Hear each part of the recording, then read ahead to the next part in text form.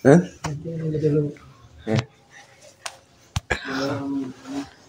Bismillahirrahmanirrahim. Assalamualaikum warahmatullahi wabarakatuh.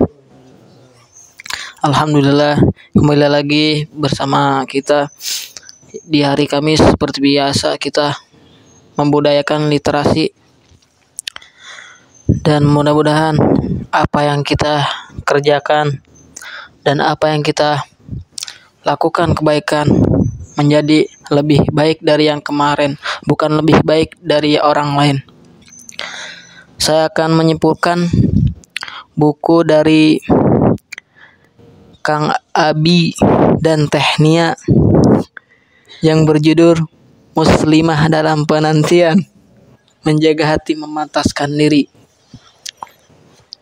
Baik, dari buku ini yaitu keutamaan sebagai seorang muslimah, karena perhiasan dunia atau kesenangan dunia yaitu adalah wanita yang salehah.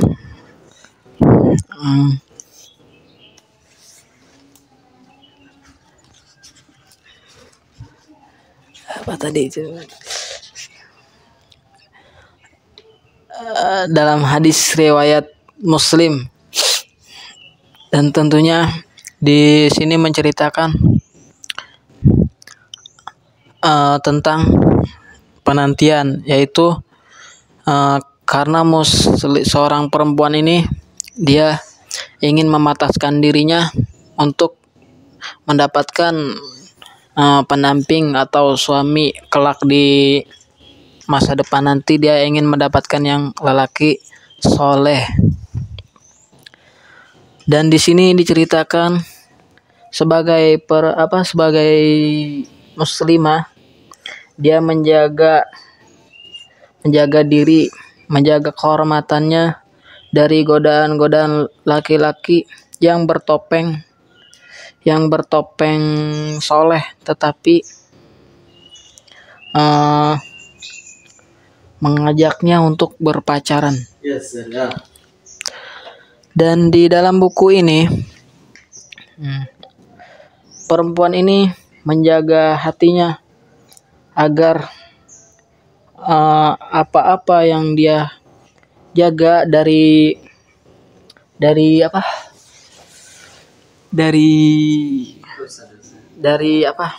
godaan laki-laki yang banyak sekali di zaman sekarang yang bertopeng soleh tetapi mengajaknya pacaran.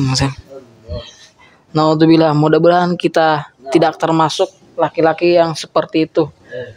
Amin. Dan apa saja sih yang harus dipersiapkan dari muslimah untuk penantian, yaitu adalah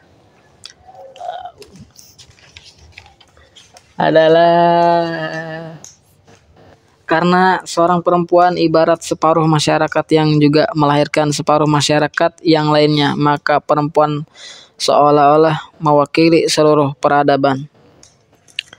Bahkan seorang perempuan juga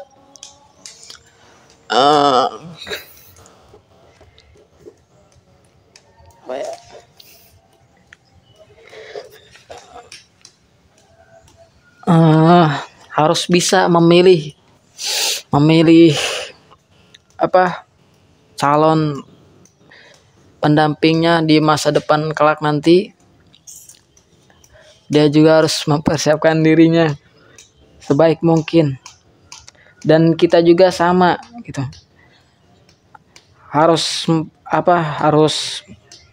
mempersiapkan diri gitu, supaya mendapatkan pasangan yang lebih baik, dan mendapatkan wanita yang salehah.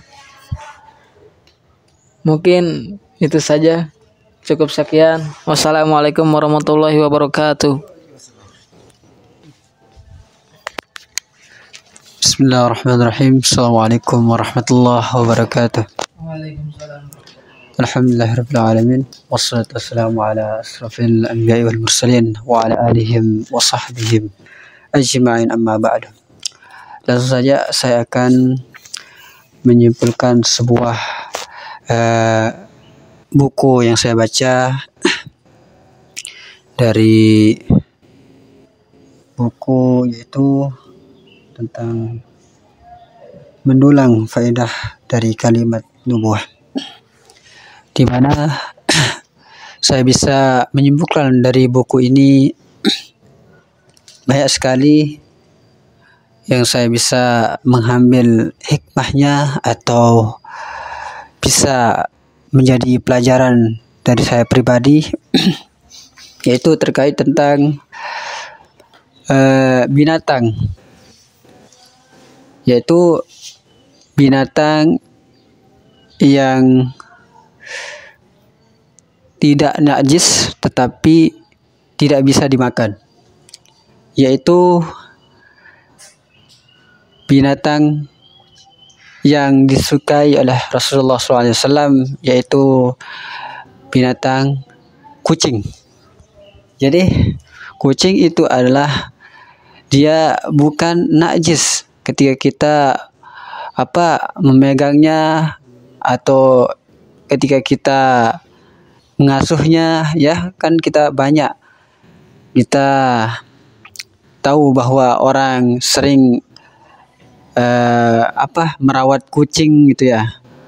Tapi bagi orang yang belum tahu, ya pasti dia merasa kucing itu najis. Jadi sebenarnya kucing itu tidak najis, hanya saja dia termasuk jenis jantan. Benar nggak? Ya, jadi kucing itu adalah salah satu binatang yang Rasulullah SAW beliau cinta kepada kucing. Bahkan beliau juga pernah merawat kucing kalau nggak salah. Jadi ketika kita melihat kucing atau datang dari kita, justru kita harus sayangi dia atau kita berikan makan, ya. Siapa tahu ya kucing itu bisa memberikan kita kebaikan, ya. Ketika dia datang dari kita, ya, kemudian kita berikan makan gitu ya, atau memberikan apapun yang dia suka gitu kan. Terus insya Allah pasti kita akan mendapatkan pahala dari apa yang kita perbuat dari kucing tersebut. Karena itu juga kan kesayangan Rasulullah SAW. Bahkan kalau nggak salah itu kucing itu bisa memberikan kita pertolongan di yaumul qiyamah kelak atau hari pembalasan, ya.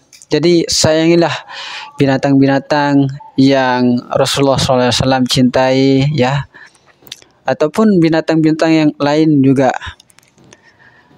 Jadi, tetapi kan salah satu kucing ini adalah salah satu yang sangat perlu kita ketahui bahwa kucing ini adalah bukan najis, ya. Hanya saja dia termasuk jenis jantan atau binatang yang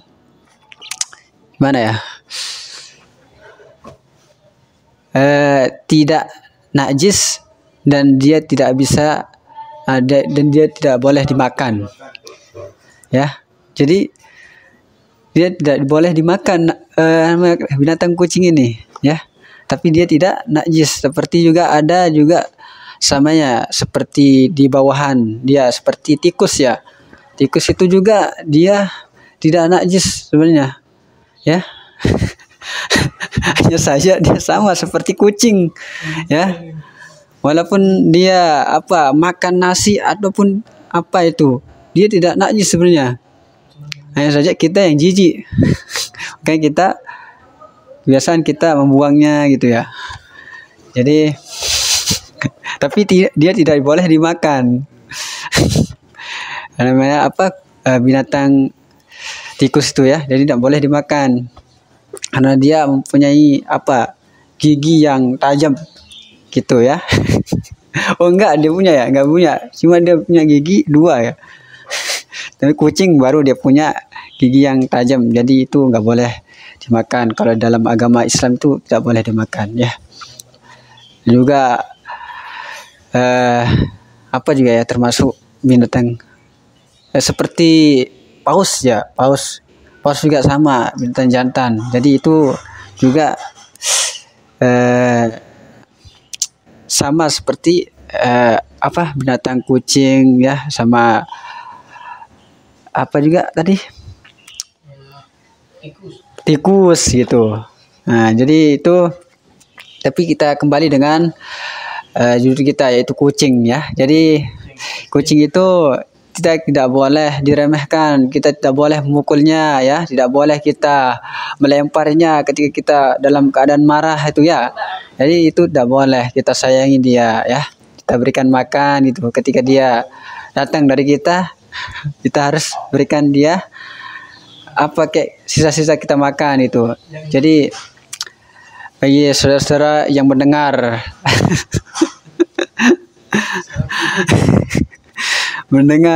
suara saya ini ya. Jadi ini bukan saya ngomong asal-asalan, tetapi saya bisa mengambil dari buku ini bahwa semua ya binatang itu sebenarnya kita sama saja ya, karena kita itu diberikan nyawa oleh Allah Subhanahu wa taala. Jadi kita jangan menyiksanya ya. Walaupun itu binatang yang najis seperti babi atau anjing gitu ya, jangan kita siksanya, karena itu tidak boleh. Karena kita semua sama-sama hidup, sama-sama makhluk ya yang kita diciptakan, kecuali kita berbeda cara kita diberikan akal ya, beda dengan kita, kan kita mempunyai akal ya, tapi kalau binatang itu tidak mempunyai akal. Jadi itu yang membedakan kita ya. Tetapi dalam kehidupan atau dalam kita hidup itu kita sama. Mungkin itu saja yang saya bisa sampaikan. Kurang dan lebihnya mohon dimaafkan kalau ada kata-kata saya salah. Itu datanya dari saya pribadi, dan kalau ada kata-kata saya benar itu datanya dari Allah Subhanahu wa taala. Baik, saya akan serahkan kepada saudara Adnan akan menyampaikan kesimpulan dari bukunya. Kepadanya dipersilahkan.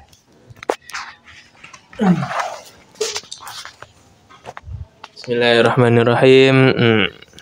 Langsung saja saya akan membawakan buku Misteri Akhir Dunia yang dikarang oleh Dr. Muhammad bin Abdurrahman Al-Arifi, yang di dalamnya ada bab tanda-tanda kiamat kecil, yang salah satunya ialah seorang suami taat kepada istri tapi durhaka kepada kedua orang tua. Ini adalah salah satu tanda-tanda hari kiamat kecil, di mana ketika seorang suami itu taat kepada istrinya, tapi ketika ada kesempatan dia durhaka dan membelot gitu ke orang tuanya. Fenomena ini sering kita jumpai di dalam sosmed gitu. Tidak jarang kita lihat kan di sosmed ada seorang ibu yang ditinggal sendirian di rumahnya, dan bahkan anak-anaknya tidak pernah menengoknya ke orang tua. Bahkan ada yang meninggalkannya di panti jompo orang tua itu. Padahal yang seharusnya kita muliakan ini adalah orang tua kita, tapi si anaknya ini malah memuliakan istri dan anak-anaknya di rumah enak-enakan gitu. Yang mana seharusnya orang tua kita itu lebih mulia daripada istri dan anak-anak kita. Dan jikalau ibu atau bapaknya itu tinggal bersama anak-anaknya, kadang si anaknya ini lebih merhatiin istri dan anak-anaknya daripada kedua orang tuanya. Perhatiannya lebih kepada keluarganya sendiri, keluarganya yang baru daripada keluarganya yang sebelumnya. Sebagaimana yang dikabarkan oleh Abu Hurairah radhiyallahu an, Dalam hadis Nabi Shallallahu Alaihi Wasallam, ketika Fai dikuasai kelompok tertentu, seorang laki-laki menaati istrinya dan durhaka kepada ibunya. Ia lebih akrab dengan teman-temannya tetapi jauh dari bapaknya. Hadis riwayat Tirmizi, tapi sanadnya diperbincangkan. Mungkin cukup sekian. Bismillahirrahmanirrahim. Alhamdulillah wassalatu wassalamu ala rasulih wa ba'du. Kita lanjut pembacaan kita di minggu-minggu yang lalu, yaitu 2 mentalitas wanita yang tidak baik. Yang pertama, mentalitas yang terbelakang.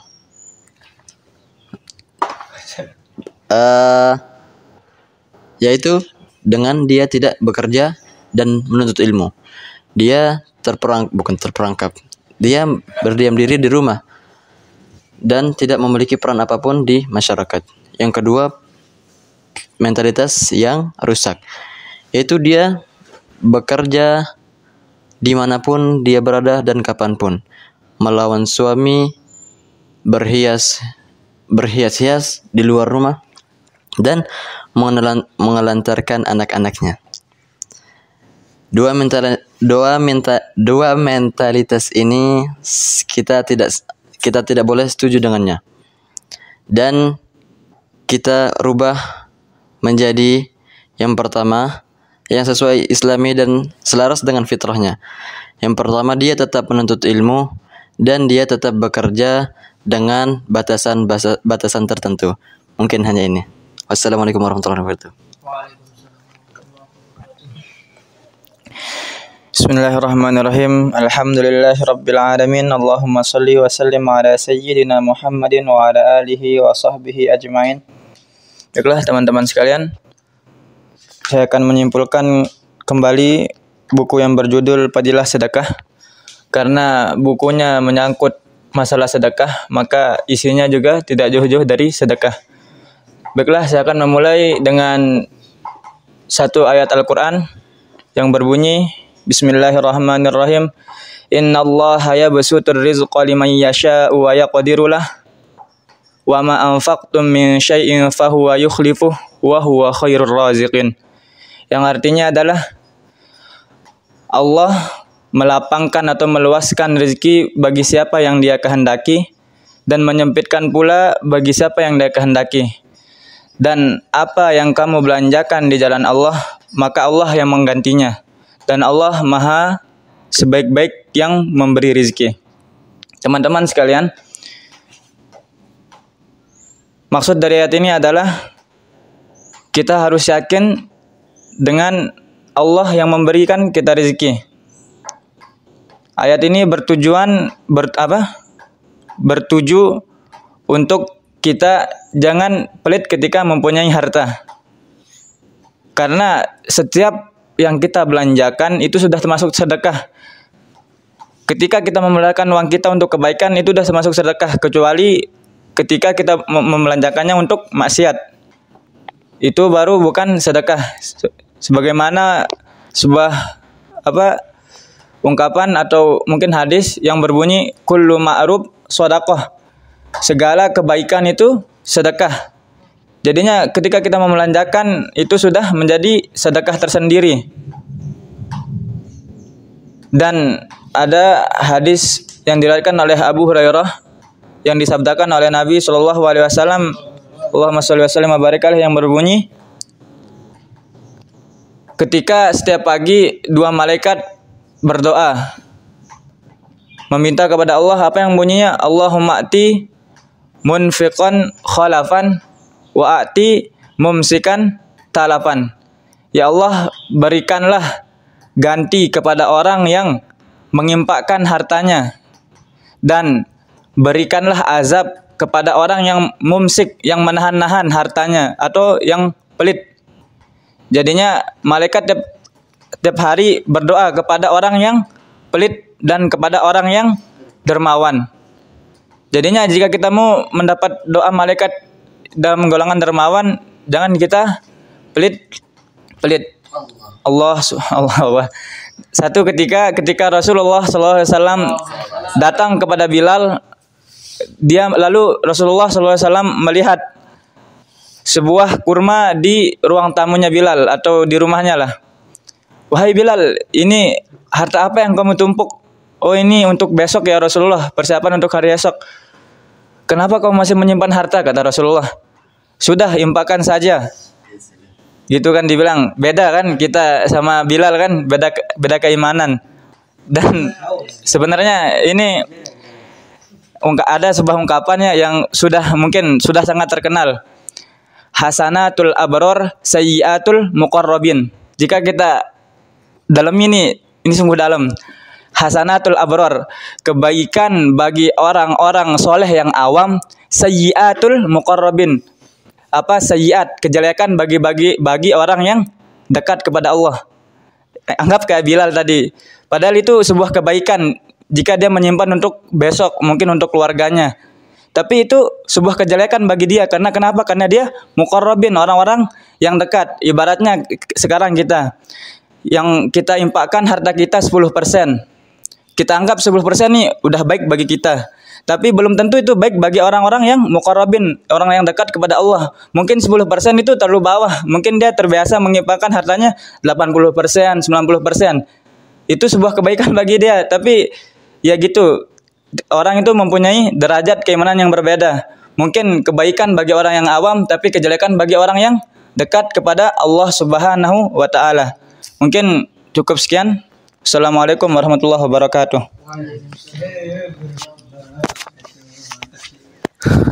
Bismillahirrahmanirrahim. Assalamualaikum warahmatullahi wabarakatuh.